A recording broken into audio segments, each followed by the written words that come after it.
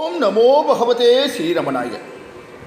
நேற்றைய உரையில் தன்னை பார்க்க வந்த கலெக்டர் மற்றும் உதவி கலெக்டர் இருவருக்கும் மௌனத்திலேயே அழகாக பதிலளித்த ரமண மகரிஷியின் நிகழ்வுகள் எல்லாம் பார்த்தோம்.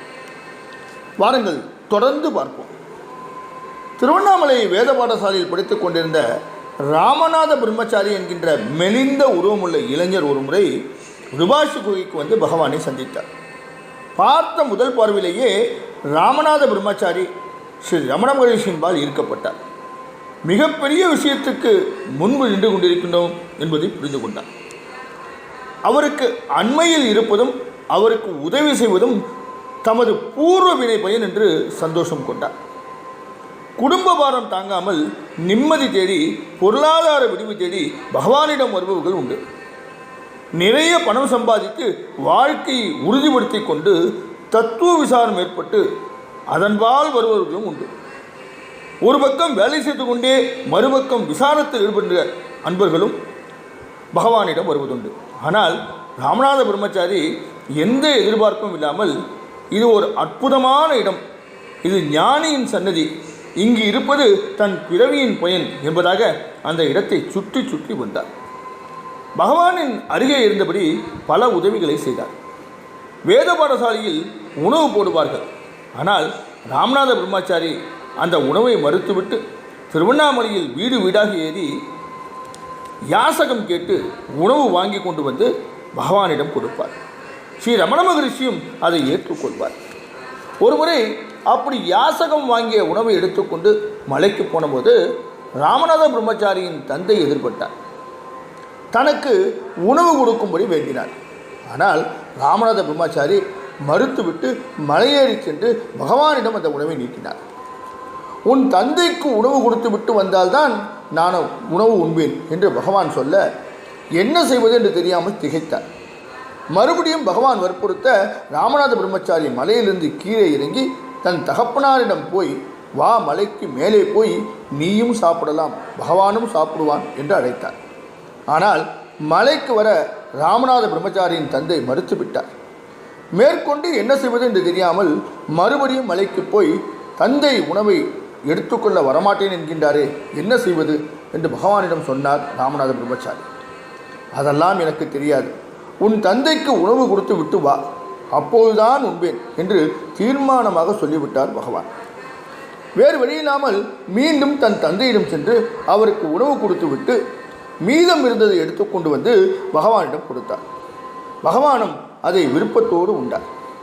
தந்தைக்கு உணவு மறுத்துவிட்டு குருவுக்கு கொண்டு வந்து கொடுத்தால் அவர் உத்தமராகிவிட முடியுமா? முடியாது. அதைதான் ராமநாத பிரம்மச்சாரிக்கு புரிய வைத்தார் பகவான்.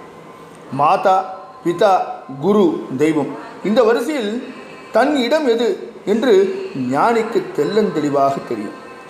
தாய்க்கும் தந்தைக்கும் முதலிடம் அளிக்காமல் குருதான் முக்கியம் என்று அலட்டிக்கொண்டால் அதை குரு ஒரு நாளும் ஏற்க மாட்டார்.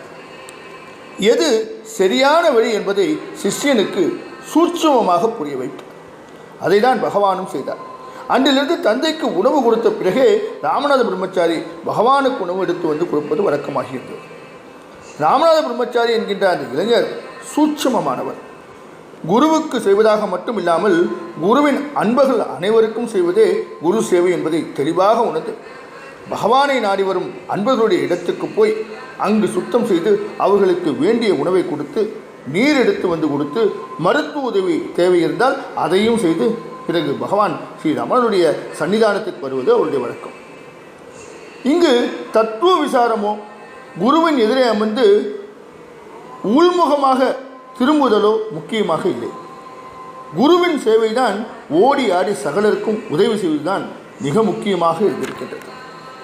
ஒருமுறை பகவானின் நண்பர்கள் எல்லாம் அவருடன் சேர்ந்து கிரிபிரதேசம் செய்ய வந்தார்கள்.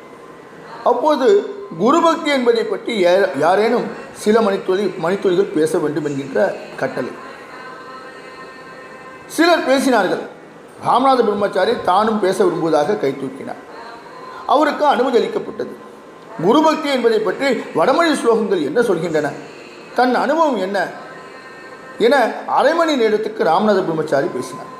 நேரம் முடிந்து விட்டது என அன்பர்கள் சொன்னபோது இன்னும் சிறிது நேரம் பேசுகின்றேன் என்று அனுமதி கேட்டு மேலும் ஒரு அரை மணி நேரம் பேசினார்.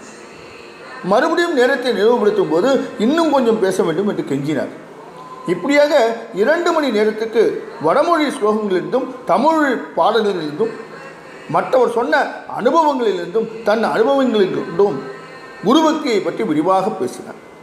அதிகம் பேசாத அந்த இளைஞரை குருபக்தியை பற்றி தன் முன்னிலையில் பேச வைத்தவர் அந்த குருவே தான்.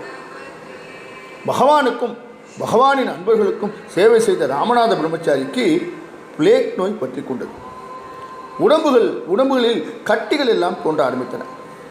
கட்டிகள் உடைந்து இரத்தமும் சீரும் பெருகின. ராமநாத பிரம்மச்சாரி தலையை தூக்க முடியாமல் துவண்டு கிடந்தார். அந்த இடத்தில் இருந்தால் பிளேக் நோய் தங்களுக்கும் பரவிடும் என்று பயந்து அன்பர்கள் பச்சையம்மன் கோவிலுக்கு போக தீர்மானம் செய்தார்கள். பகவானிடம் அவ்விதமே சொன்னார்கள். ராமநாத பிரம்மச்சாரிக்கு தவறாமல் உணவு அனுப்பிவிடலாம் என்று விவரித்தார்கள். நல்லது, ராமநாத பிரம்மச்சாரிக்கு உணவு அளிக்கும் போது எனக்கும் உணவு அனுப்பிவிடுங்கள், நான் இங்கேயே இருந்து ராமநாதனை பார்த்து கொள்கின்றேன் என்றார் பகவான். அன்பர்களால் தட்ட முடியவில்லை. சிலர் விருபாஷி குகையிலேயே இருந்தார்கள். சிலர் பச்சையம்மன் கோவிலுக்கு போனார்கள். பகவானின் அருகில் இருந்ததால் ராமநாத பிரம்மச்சாரி உடல்நலம் தேடினார். தொடர்ந்து நம்முடைய நிகழ்வுகளை நாளை உரையில் பார்ப்போமா? ஓம் நமோ பகவதே ஸ்ரீரமணாய.